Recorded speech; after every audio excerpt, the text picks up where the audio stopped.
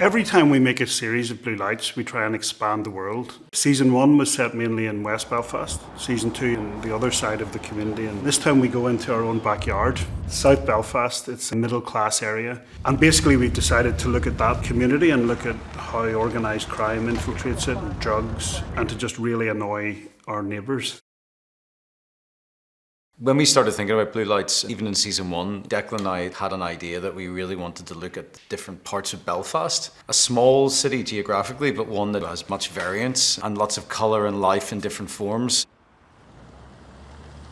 In the first 2 seasons, we've shown working class communities, but crime doesn't stop there. And this season examines a different social strata. The crime that we look at happens behind tall electronic gates of houses. And in fact, the kind of crime that happens behind those tall gates is in some ways more damaging and insidious to society than what's happening out in the street. Yeah, very much. We kind of look at the hypocrisy of the middle classes and how quick we are always to judge working class communities while never shining a light on ourselves.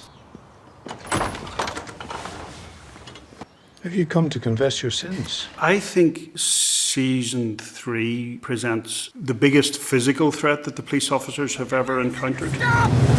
And also I think for us it's probably the most ambitious in terms of depicting those big set pieces. There's some jaw-dropping action sequences. But the thing about season 3, I think, is there's an external threat which is very real and they take home with them.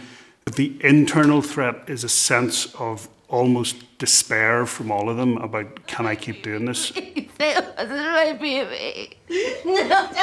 one particular storyline in season 3 that I'm very proud of. It's about how often police officers experience traumatic events. I read a statistic recently that if you're a response police officer, over the course of your career, you'll experience about 500 potentially traumatic incidents. We as civilians will experience maybe 4 or 5 in our whole lives. So the idea of exploring trauma in this season was really important to us.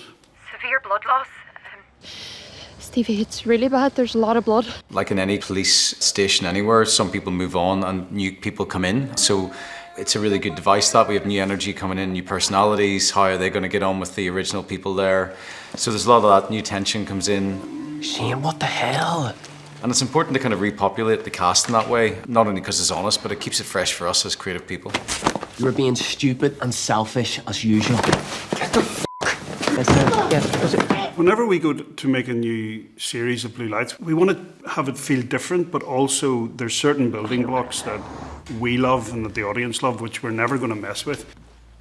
Our main characters are always going to be at the heart of it, and response policing is always going to be at the heart of it. Those are things that I think, for as long as we make Blue Lights, that's going to be the DNA of the show. Withdraw immediately. Over. Jesus Christ. How do you strike the balance between tension and fear and humour? It's a really interesting alchemy. It's a fine balancing act because you need to respect people's emotions in a specific moment. Drop the bag! But our careers as journalists taught us that we would turn to dark humour at the most inappropriate moments as a survival mechanism. It's Cormac the plumber! Can I get up? Yeah, sorry. So that actually gives us a lot of freedom in the writing, and the police also testify to this.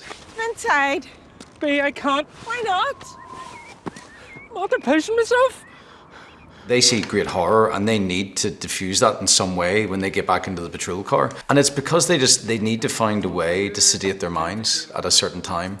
You can't just go on continuing to process the craziness all day, every day. So they find ways to diffuse that, and humour is our great kind of antidote. Me? Skipper, I was just... Yeah, it's probably best I don't know. When you watch the scenes of Blue Lights and the way that people interact, we talk about it like those scenes, sometimes the entire series, they're kind of the tip of the iceberg of what we know about the character. For example, in season 1, we did a lot of work on Grace's backstory. Who is she? Where did she come from? Why does she behave the way she does? And we've never brought it up until season 3. Where we thought, right, now is the time to integrate some of what we already know about her. I hope the reason people like the characters is that we have done an awful lot of work on them and we know a lot about them. Why it's always been just me and Callum. For us, research is a huge part of Blue Lights. We research every season for months. We talk to loads of police officers, but also people outside the police in different areas. So you learn things about what's on the police's radar. One of the things that we spoke to them about was the almost instant delivery of drugs via apps. So people are going on their phone, ordering drugs, and it's like a food delivery service. It comes in 20 minutes and you pay online. As we learn these things in the research that are quite current and contemporary, we just take all that and try and put it into the show. So what we're hoping for is that, maybe people in law enforcement, maybe even people in the criminal underworld look at it and go, oh. Emergency. Paramedics are tied up. You're first on the scene. Do what you can. We love this city. To be able to make a show about our own city has always been like a kind of dream for us. And the fact that it's resonated so well, across the UK and further abroad, is just kind of the icing on the top. But when everyday people from this place come and say to you, like, thank you for representing us in like a positive and optimistic way, but also in a way that feels real, that's pretty amazing.